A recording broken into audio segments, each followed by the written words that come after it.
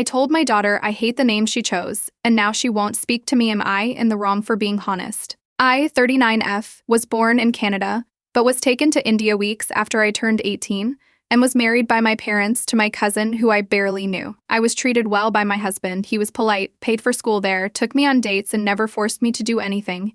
And his love is why we reconnected when he came to Canada. But his mother hated me and was always yelling, calling me useless, demeaning me, and even vowing to get me divorced so my husband could marry my sister. When I got pregnant, I had to go. I couldn't subject my child to that witch. Our maid helped me return to Canada, and I named my daughter Zahira, fake name, after her. I have a good life, great job, amazing children, and I'm in a PhD program now, and it is because that maid took a big risk just to help me. My daughter became hateful to the name Zahira at about 10, and then pretended to have a more typical Canadian name or used a nickname. She stopped appreciating that she was named after the woman who helped us escape hell. When Zahira turned 18, she changed her name to Ruhani, again fake.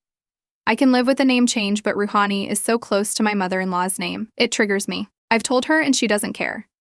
My psychologist has helped me with this, but it hurts. I accept she is not Zahira anymore, but I cannot say Ruhani even if everyone does so. I use pet names like baby or sweetie. I thought she wouldn't notice, but she has. I'm pregnant, and we learned it's a girl. My husband said we can name her Zahira, and my daughter said do it, so you can call me Ruhani. With all my stress, I got angry and said she can't be replaced, and I still hate her new name. It started an argument between us, with my daughter calling me a selfish jerk for not accepting her new name. My husband understands as he knows I hate his mother, but my sons are on my daughter's side, and said to post here saying people would agree. I am the $1 hole. I do not like them using that word, but am I? The next story. I cut off my sister after she brought up my husband's 10-year-old affair in front of our entire family, and now everyone thinks I'm wrong for choosing to protect my marriage over her. 10 years ago, when my then fiancé, now husband, and I were 22 and 23, he actually cheated on me. He had an emotional affair with a fellow student. When he admitted to it, I was devastated, and we separated for a while. During that time, I had an amazing therapist who helped me through the whole thing. I had been in therapy for a while, and she suggested I bring my partner into some sessions. The reason was simple: if we decided to stay together, it would help us work through it. And if I decided to end things, it would help me come to peace with it and not obsess over it. Honestly, the sessions were incredible.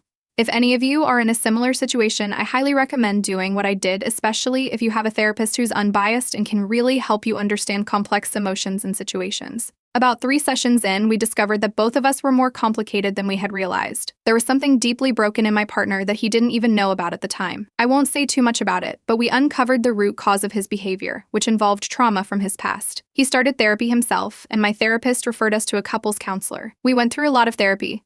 At one point, our individual sessions weren't even about our relationship anymore, but about ourselves. We stayed separated during this time. Luckily, we had space. We lived in a rented house where we each had our own room. We built the relationship back up from 0, honestly, less than 0. I wanted to do that because I loved him deeply, and I believed it was worth the effort. I came out of that time a more fulfilled person. I saw that our relationship had been suffering from certain things, and I also learned that some of those issues were due to my own unresolved trauma as well. I didn't realize how much I had buried my emotions from my childhood until therapy helped me see it. And through it all, my partner stood by me. It's been 10 years since all that happened, and we're very happy now. We've moved from a rented house to owning an apartment, and we have 2 amazing cats and a tiny, socially anxious dog. One important thing is that I never told my family about his affair. I've never felt comfortable with them. They use everything against you, even positive things, and spin it to make you feel terrible. Plus, I didn't know where I stood when it first happened. I didn't want anyone influencing my decision. My siblings are the type who say cheaters deserve to be punished, and my parents are the kind who think cheating is just something men do. I wanted to make my own choice. So here's what happened recently. My sister lost her job and decided to move to my city. She stayed with us for a month while going to job interviews and apartment viewings. During this time, my husband and I decided to take a short vacation, and my sister offered to look after the pets and the apartment while we were gone. So we came back last week, and my sister was sitting at the kitchen table with a stack of printed papers. The moment we walked in, she threw water in my husband's face and started screaming at him. I managed to calm her down and asked her what the hell was going on. She told me she found out about his affair and showed me proof. It was indeed proof of his affair from 10 years ago. She had somehow found his old therapy notes, written diary style, from right after the affair happened. He had already shown them to me years ago, so I knew exactly what they said. I explained to her that this was all old news, that we had worked through it, and that we were in a good place. But she wouldn't accept that I had forgiven him. She kept yelling at him, calling him a disgusting liar, among other insults. Then she crossed a line. She started mocking his past trauma, the same trauma we had uncovered during therapy. These were two very serious incidents from his childhood and young adult life. And she told him he deserved everything that had happened to him.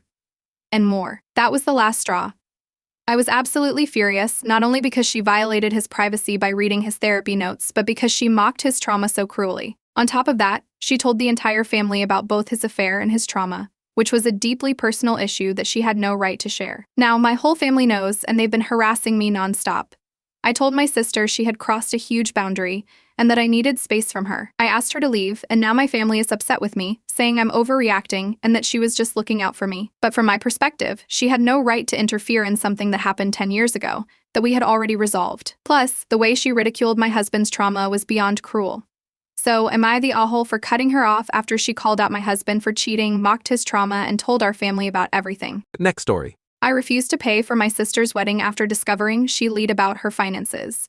And now she's furious. Am I wrong for withholding my support? So I, 28F, recently found myself in a really tough sift with my little sister, 25F, and I'm struggling to figure out if I'm in the wrong here. A little backstory: my sister's been planning her wedding for over a year, and I've been saving up to help her out financially. Our family isn't wealthy, so we all pitched in to make her dream wedding come true. About 3 months ago, she told me that her wedding budget was way over the limit, and she asked if I could give her an extra $10,000 to cover costs in two $5,000 payments.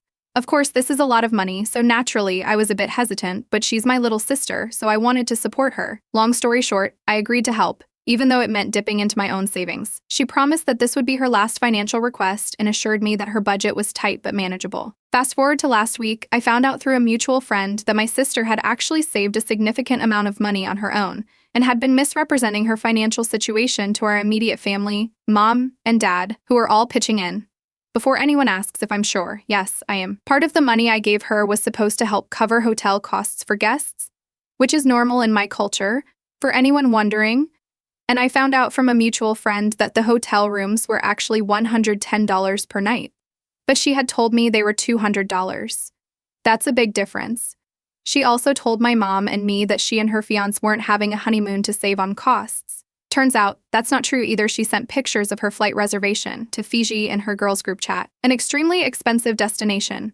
It's very clear her plan was to use the extra money to fund her lavish honeymoon and splurge on some high-end wedding accessories that weren't part of the original budget. When I confronted her, she admitted to exaggerating the financial strain to get more money from me and others. I was obviously furious.